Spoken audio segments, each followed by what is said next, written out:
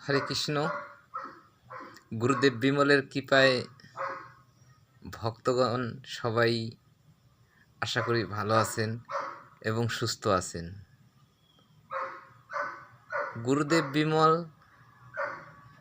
একটা সময় যারা এই নির্বাচিত ওনার ভক্তগণ, শিষ্য সন্তান যাই বলো, যখন সঙ্গ দিছি তখন উনি, তোমরা তো সবাই জানো যে যারা গুরুদেব বিমলের সাথে ছিলে আর কি, যে উনি বারবার বলতো যে অসম্ভবকে সম্ভব করে দেব।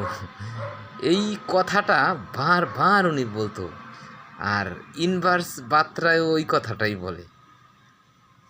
আর যখন উনি আমাদের নিয়ে চলতো তখন কিন্তু অসম্ভবকে সম্ভব করে উনি দেখাইছে, এবং অনেক ঘটনা, সেই দিনগুলোকের কথা কতটুকু মনে আছে নির্বাচিত যারা আছে ভক্তগণ, এরা তো গুরুদেব তো স্বয়ং ঈশ্বরের অবতার, এই সেই কথাগুলো তো ভুলতে পারে না।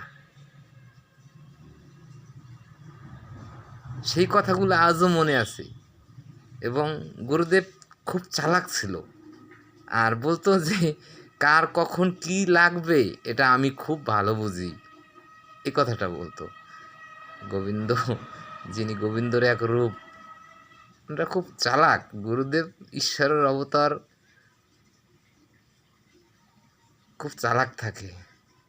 যাই হোক, দেখা হবে পরের ভিডিওতে। ততক্ষণ ভালো থাকুন এবং সুস্থ থাকুন।